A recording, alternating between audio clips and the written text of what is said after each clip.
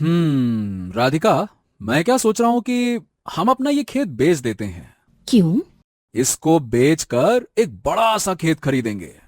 हाँ हाँ, वैसे भी इस खेत में बहुत कम फसल मिलती है हमें। जब हमारे पास बड़ा खेत आ जाएगा तो हमारे पास फसल भी काफी सारी आने लगेगी।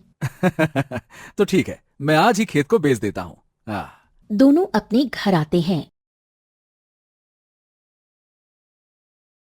आनंद का घर बहुत ही बड़ा और आलीशान घर है।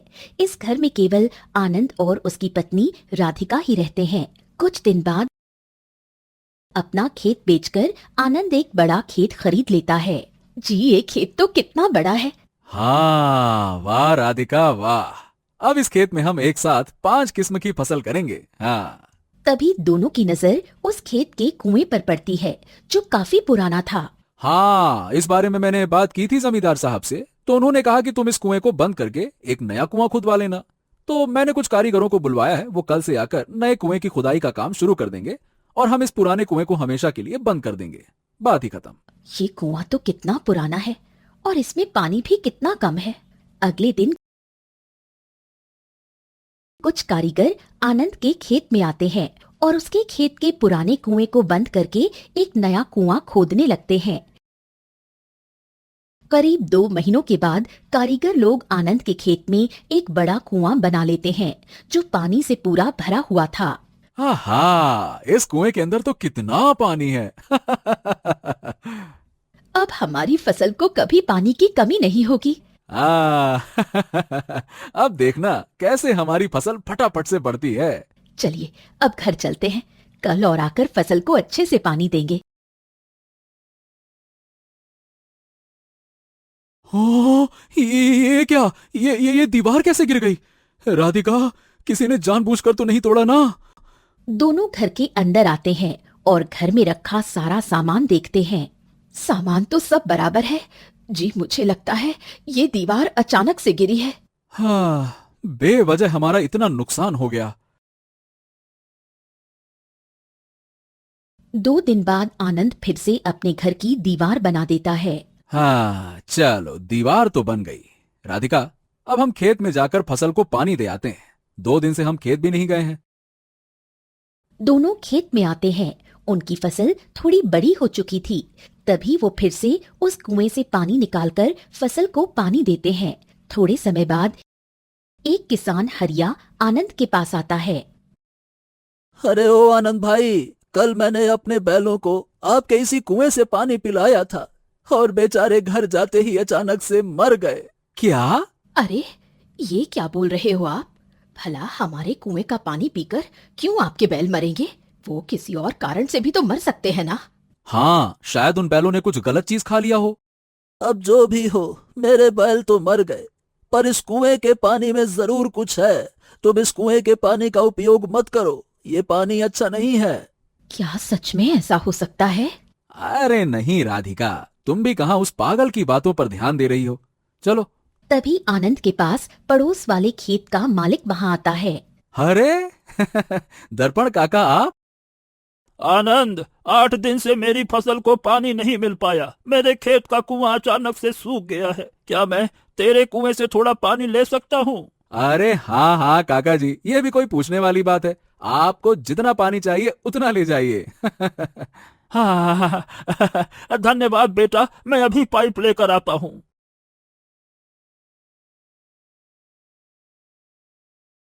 तभी दर्पण एक पाइप लेकर आता है और उस पाइप को आनंद के कुएं के अंदर डालकर अपने खेत में आकर अपनी फसल को पानी देने लगता है।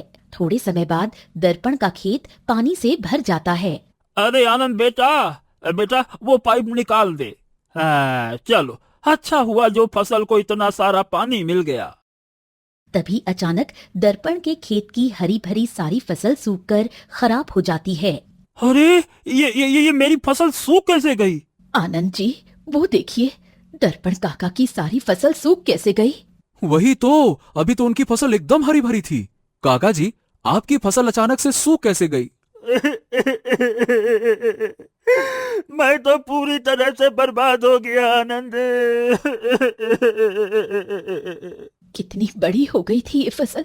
एक मिनट, एक मिनट, मैंने जैसे ही तुम्हारे कुएं का पानी फसल को दिया, तभी मेरी सारी फसल सूख गई। तुम्हारे कुएं के पानी से ही मेरी सारी फसल बर्बाद हुई है। ये सुनकर दोनों चौंक जाते हैं। अरे काका, आप ये क्या बोल रहे हो? भला हमारे कुएं के पानी से आपकी फसल कैसे बर्बाद हो सकती है? अरे जैसे ही तेरे कुएं का पानी इस फसल पर पड़ा, अचानक से सारी फसल खराब हो गई। तेरे कुएं का पानी ही है जो खराब है। ऐसा कैसे हो सकता है? हम तो रोज उसी कुएं का पानी अपनी फसल को भी दे रहे हैं, फिर हमारी फसल क्यों खराब नहीं हो रही? ये सुनकर दर्पण भी सोच में पड़ जाता है। मेरे तो लाखों रुपए बर्बाद हो गए। शाम का समय दोनों घर आते हैं और खाना खाकर अपने कमरे में जाते हैं। राधिका अलमारी खोलकर जैसे ही तिजोरी खोलती है तो अंदर काफी सारे पैसे रखे हुए थे। हाँ हाँ, अरे क्या क्या क्या हुआ राधिका? मेरे सोने के जेवर कहाँ हैं? क्या? यही तिजोरी में तो रखे थे मैंने सोने के जेवर। अचानक कहाँ गायब हो गए सारे जेवर? अरे ठीक से देखो, तुमने कहीं यहाँ वहां रख दिए होंगे जेवर। देखो। दोनों अलमारी का हर हिस्सा, कमरे का कोना कोना छान मारते हैं, पर उन्हें राधिका के जेवर कहीं नहीं मिलते। वो जेवर 5 लाख रुपए के थे जी। कहाँ चले गए मेरे सारे जेवर? ओहो, अचानक से तिजोरी के अंदर से जेवर कैसे गायब हो गए? हाँ, राधिका, हम खेत में जाकर फसल को पानी दे आते हैं, फिर जाकर मुखिया जी को सारी बात बताते हैं कि कैसे अचानक से हमारे घर से जेवर गायब हो गए। दोनों खेत में आकर कुएं का पानी फसल को देते हैं और नगर के मुखिया के पास आते हैं और उसे सारी बात बताते हैं। क्या बात कर रहे हो? लाखों रुपए के जेवर गायब हो गए? कैसे? वही तो नहीं पता मुखिया जी। अरे कहीं किसी ने तुम्हारे घर में चोरी तो नहीं की? नहीं मुखिया जी, अगर कोई जेवर चोरी करता तो तिजोरी में काफी सारे पैसे भी थे। चोर जेवर के साथ पैसे भी चुरा कर ले जाता। चोरी की गुंजाइश नहीं है मुखिया जी, क्योंकि ना अलमारी का ताला टूटा हुआ था, ना तिजोरी टूटी हुई थी, दोनों ही बंद पड़े थे। ये सुनकर मुखिया हैरत में पड़ जाता है। हाँ, ये तो बड़ा अनोखा और गंभीर मामला है आनंद। अरे भाई, अचानक से तुम्हारे घर से जेवर गायब कैसे हो सकते हैं? थोड़े समय बाद दोनों रास्ते से अपने घर की ओर जा रहे थे। आनंद जी, कहीं ये सब उस कुएं के कारण तो नहीं हो रहा जो हमारे खेत में है? ये क्या बोल रही हो राधिका? भला इन सब से उस कुएं का क्या संबंध? हमारे घर की दीवार गिर गई थी, फिर हरिया भाई के बैलों की मृत्यु हो गई, फिर दर्पण काका की भी फसल अचानक से खराब हो गई, और जब हम खेत में पानी देकर अपने घर आए तो हमारे जेवर अचानक से गायब हो गए। हाँ, हो सकता है, क्योंकि सारी घटना तो उसी कुएं की ओर इशारा कर रही है। वो कुआं जरूर कोई शापित कुआं है। जो भी उस कुएं के पानी का उपयोग कर रहा है, उसके साथ कुछ ना कुछ बुरा हो रहा है। हाँ हाँ हाँ हाँ, ये सब उसी कुएं के कारण हो रहा है। राधिका, कल हम राजा साहब के पास जाएंगे और उन्हें सारी बात बताएंगे। थोड़े समय बाद दोनों जब अपने घर आते हैं, पूरा घर खाली था। अरे, घर का सारा सामान कहाँ चला गया? अरे, घर में तो एक भी सामान नहीं है। दोनों पूरे घर को देखते हैं तो उनके घर का फर्नीचर, बिस्तर, सामान, बर्तन, गैस, कपड़े, बाल्टी, यहाँ तक कि झाड़ू भी सब कुछ गायब हो चुका था। घर में केवल दीवारों के सिवा कुछ न बचा था। ये देखकर दोनों खूब रोते हैं। हम तो लुट गए, बर्बाद हो गए। राधिका, हमें राजा साहब के पास जाना होगा, चलो। राधिका और आनंद पास के नगर में राजा सूर्यसेन के पास आते हैं। तभी आनंद राजा को सारी बात बताता है। क्या? ये कैसे संभव है? हम भी यही सोचकर परेशान है महाराज। ये तो काफी गंभीर मामला है। आनंद, हम उस कुएं को देखना चाहते हैं। तभी सब आनंद के खेत में उस रहस्यमयी कुएं के पास आते हैं। वो कुआं जल से पूरा भरा हुआ था। हाँ, आखिर क्यों इसका जल उपयोग करने पर बुरा हो रहा है? मंत्री जी, फौरन एक जानवर लेकर आइए। थोड़े समय बाद मंत्री एक भैंस के बच्चे को लेकर वहाँ आता है। अब इस बच्चे को कुएं का पानी पिलवाइए। तभी मंत्री उस भैंस के बच्चे को उस कुएं का पानी पिलाता है। अचानक उस भैंस के बच्चे की मृत्यु हो जाती है। ये देखकर सबकी आंखें फटी की फटी रह जाती हैं। ये भैंसे का बच्चा तो मर गया महाराज। ये कैसे संभव है? कोई इस कुएं का पानी पीकर मर कैसे सकता है? मंत्री जी, तुरंत जाकर तांत्रिक बाबा को ले आइए। जाइए।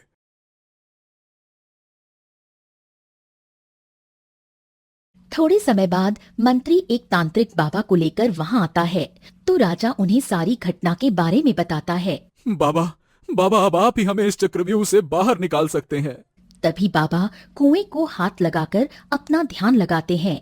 थोड़े समय बाद, बाबा, क्या है इस कुएं का रहस्य? आनंद, तुमने और तुम्हारी पत्नी ने मिलकर अपने बीते जीवन में कुछ ऐसे पाप किए हैं जिसकी तुम्हें इस रूप में सजा मिल रही है। क्या? इस कुएं के अंदर एक शक्ति है जो चाहती है कि तुम अपने उन पापों के बारे में सबको बताओ आनंद, नहीं तो ये शक्ति तुम्हें पूरी तरह से बर्बाद कर देगी और इस नगर को भी। क्या कहीं ये सब उसी की वजह से तो नहीं हो रहा है? बताओ आनंद, क्या पाप किए हैं तुमने और तुम्हारी पत्नी ने? बताओ हमें। तुम्हारे पापों के कारण आज बेकसूर लोगों का नुकसान होता जा रहा है। क्यों ये कुआं अचानक से एक रहस्यमयी कुआं बन गया? बोलो। राजा साहब, कुछ महीने पहले मुझसे एक बहुत बड़ा पाप हो गया था। मेरे बाबा अपने जीवन की आखिरी सांसें ले रहे थे। मैं, राधिका और मेरा छोटा भाई भोला और भोला की पत्नी गायत्री और उसका बेटा अनुज, हम सब मेरे बाबा के पास खड़े थे। बेटा आनंद, बेटा, अब मेरे जाने का समय आ गया है। अपने भाई भोला का हमेशा हमेशा ख्याल रखना। बाबा, हम आपको कुछ नहीं होने देंगे। मेरे बच्चे भोला, तू हमेशा मेरा सबसे छोटा खेत मांगता था ना, वो खेत मैं तुझे दे रहा हूं बेटा। उसमें अच्छे से फसल उगाना और बड़ा खेत आनंद मैं तुझे देता। इतना कहते ही मदनलाल की मृत्यु हो जाती है। अपने पिता की मौत देखकर आनंद और उसका छोटा भाई भोला खूब रोने लगते हैं। कुछ दिन बाद आनंद के परिवार में उसकी पत्नी राधिका, छोटा भाई भोला, भोला की पत्नी और बेटा गायत्री, अनुज, ये सब थे। दोनों भाई अपने पिता के बड़े से घर में रहते थे। हाँ भाई, आज से आप अपना बड़ा खेत संभालिए और मैं भी अपने छोटे से खेत में खेती करूंगा। आनंद और भोला मदनलाल के साथ अपने खेतों में खेती करते थे। तभी भोला अपने खेत में आकर खेती करने लगा। एक दिन आनंद के खेत का कुआं अचानक से सूख जाता है। ओहो, ये कुआं कैसे सूख गया? अगर मेरी फसल को पानी नहीं मिला तो मेरी फसल तो पूरी तरह से बर्बाद हो जाएगी। अब क्या करूं? हैं? भोला के कुएं में तो कितना सारा पानी है। वहां मेरे कुएं में पानी की एक बूंद तक नहीं है और यहां इस भोला के कुएं में पानी ही पानी भरा पड़ा है। रात का समय। अरे, समझ नहीं आ रहा कि क्या करें। वहां उस भोले के कुएं में भर भर के पानी है और हमारे कुएं में पानी की एक बूंद तक नहीं है। अब हम फसल को पानी दें तो दें कैसे राधिका, बताओ। जी, अब ससुर जी तो रहे नहीं और हमारे पास उनकी इतनी सारी संपत्ति है। सोचिए, अगर ससुर जी की ये सारी संपत्ति हमारी हो जाए तो? मतलब? देखिए, हमारी तो अपनी कोई संतान नहीं है। अब आगे चलकर एक ना एक दिन ससुर जी की संपत्ति का बंटवारा तो होगा ही, तो हमें भोला और गायत्री को भी ससुर जी की संपत्ति से हिस्सा देना होगा। अगर सोचिए, भोला और उसका परिवार ही ना रहे तो ये सारी संपत्ति केवल हमारी हो जाएगी।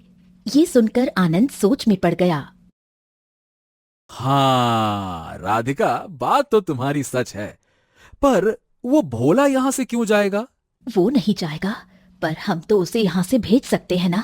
फिर हम अपने दोनों खेत बेचकर एक बड़ा सा खेत खरीद लेंगे। अरे लेकिन हम भोला को यहाँ से भेज कैसे सकते हैं? ध्यान से सुनिए। समझ गए ना आप? समझ गया मैं राधिका। अब उस भोले भाले भोला को उसकी औकात दिखाने का समय आ चुका है।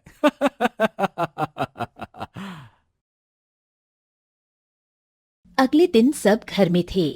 ए भोला, आज ना हम सब मिलकर खेत में जाते हैं और हम दोपहर का खाना भी वहीं खेत में बनाकर खाएंगे। क्या कहता है? हाँ, ये तो बहुत अच्छी बात है भाई।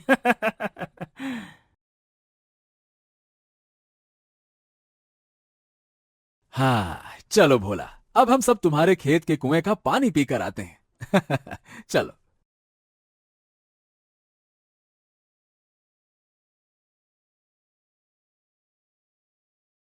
भोला जी, बाबा! भोला जी। अरे कोई बचाओ भोला जी को। बाबा कहाँ हो आप? बाबा! ये क्या किया आपने जेठ जी? आपने भोला जी को कुएं में क्यों धकेल दिया?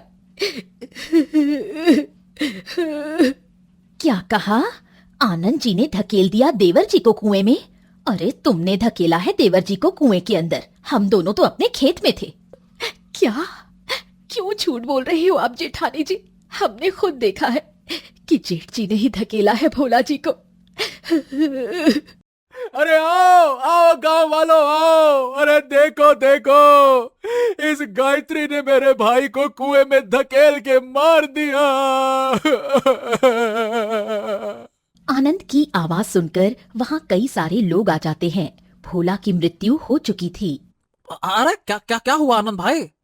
अरे मैं और राधिका अपने खेत में काम कर रहे थे, तभी हमने देखा कि इस गायत्री ने मेरे भाई को कुएं में धकेल कर मार दिया। नहीं नहीं, मैंने नहीं मारा भोला जी को, वो तो जेठ जी। अरे रोज रोज तू देवर जी से लड़ाई करती थी, उन्हें इतना परेशान करती थी, और आज तो तूने उन्हें जान से ही मार दिया गायत्री। ये सुनकर सबके होश उड़ जाते हैं। क्या? गायत्री ने भोला को जान से मार दिया? अरे मारो गायत्री को, मारो! माँ, भागो यहाँ से, भागो! भोला जी, ये क्या हो गया भगवान जी?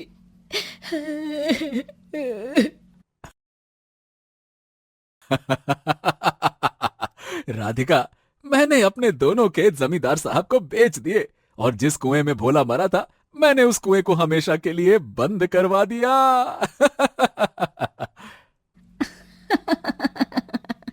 देखा मेरा उपाय?